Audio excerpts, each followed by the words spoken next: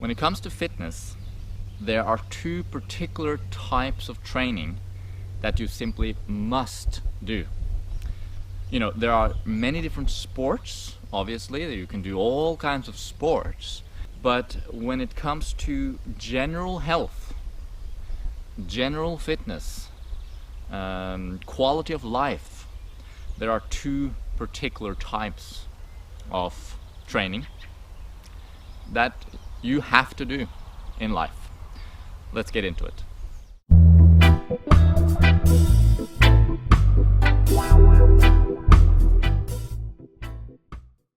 So, being active, to me, it's a gift. It's a pleasure. It's not a chore. It's not something I have to do. It's something I love doing. Being outside or inside, but moving my body. Using my body.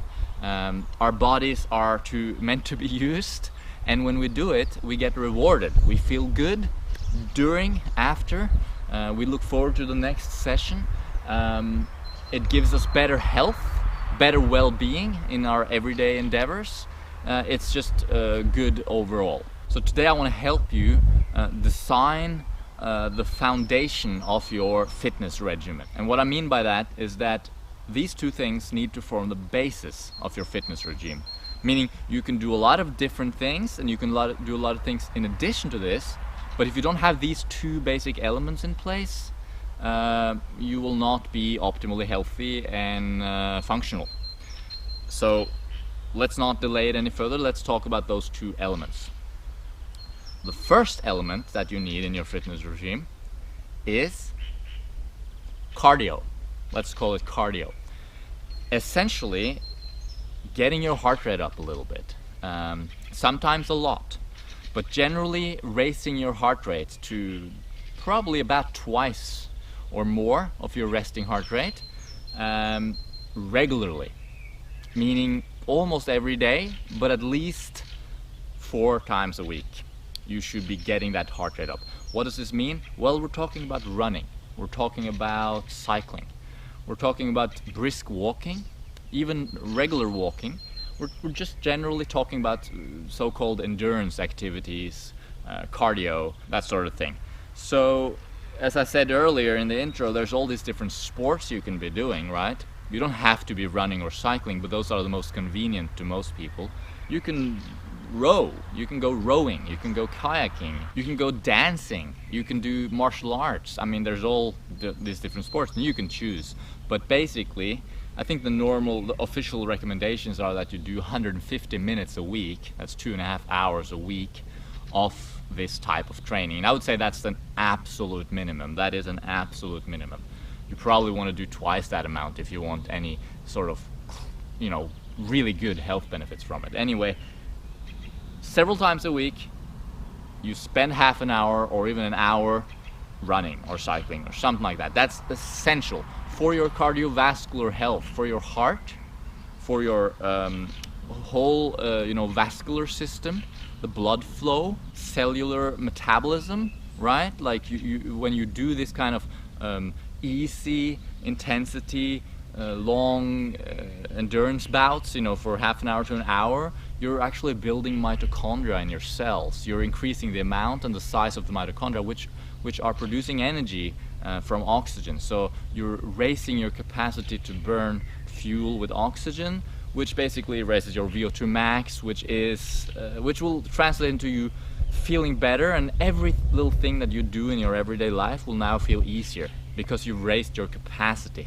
So everything else is then at a lower percentage of that capacity. I think this is a pretty well-known fact. Everyone knows this. You cannot be healthy without some sort of cardiovascular activity on a regular basis. And remember, most of your activity should be pretty easy. Conversational pace, not something that you want to struggle with, but something that you want to enjoy, but you're definitely breathing a little bit hard.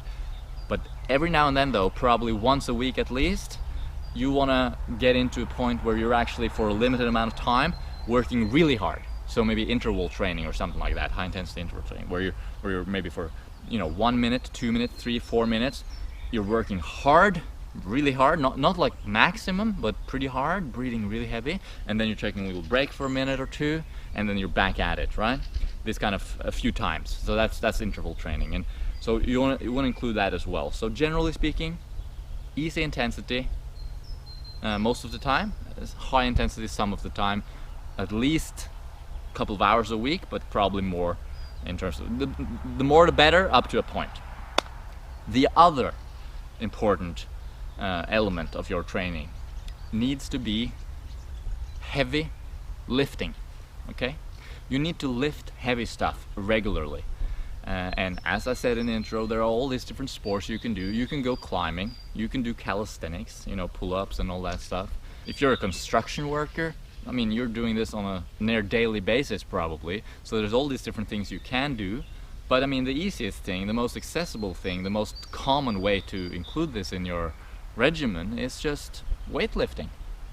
You go to a gym, I love it, you go to a gym and you lift heavy weights.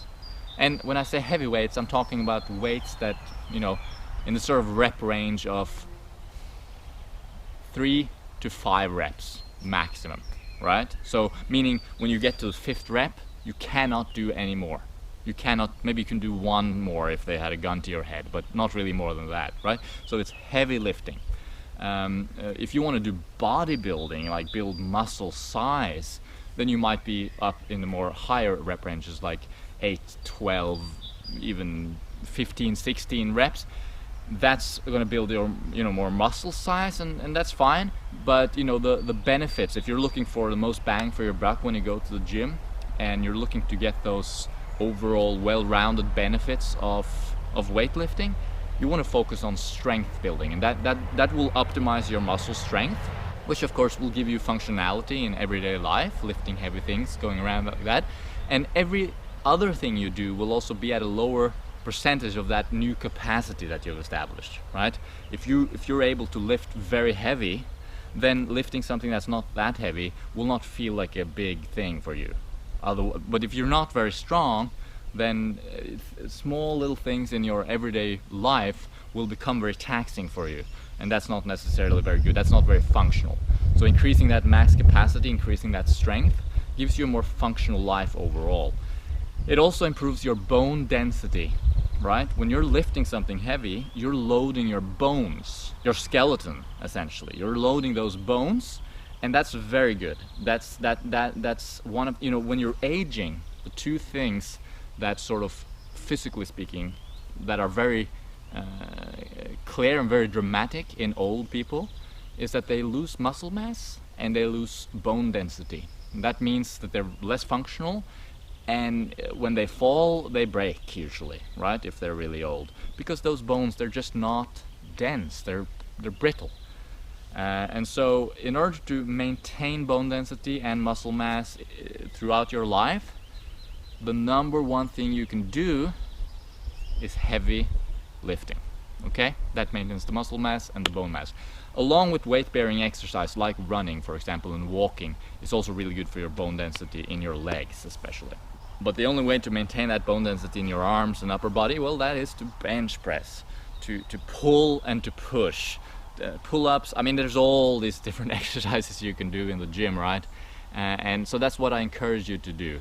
Having that heavy element in there, heavy lifting element, and having that endurance cardio element in there, those two things are essential if you want good health. So I can't really say that you can get away with not lifting heavy, or you can get away with not getting that heart pumping, because if you skip out on one of them, you're gonna miss out on a lot of benefits and general health. You cannot be optimally healthy without those two elements, and the easiest way to implement them, as I said, is just go for a run or a ride and lift those heavy weights in the gym. They're so accessible. You don't have to go out in the forest and look for big logs. And I mean, if you want to do that jungle gym style, that's fine too. I used to do that, but now I just prefer going to the gym. All the tools are there, all the toys are there, and you assemble the barbell with different weights and you deadlift.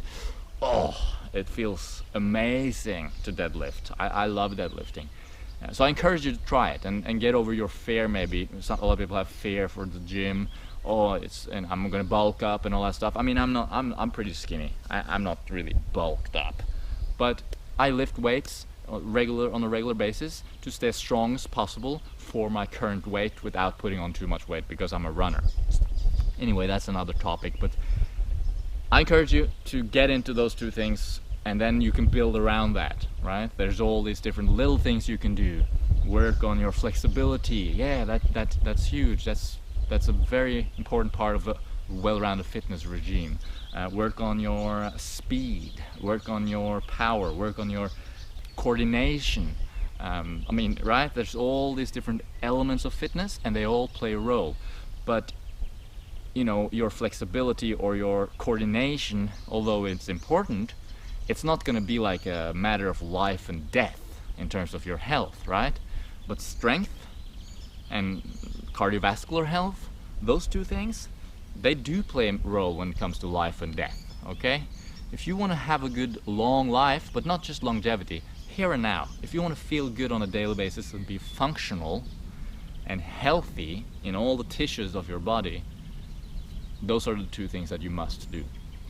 Alright, bit of a long video. I struggle to get these videos short, but I just have a lot of things to say, and a topic like this is very important. So if you watch this to the end, let me know in the comments if you watched it to the end, and that means you're probably passionate about your health and your fitness.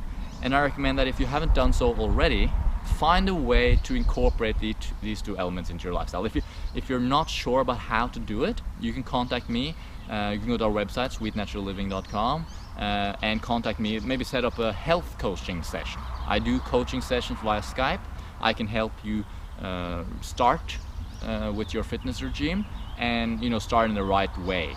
Start lifting and start running without injuries and without overdoing it in the beginning, which is very typical. So I'd love to help you out in that regard. We also have a Patreon page where we offer exclusive content that you won't see anywhere else online.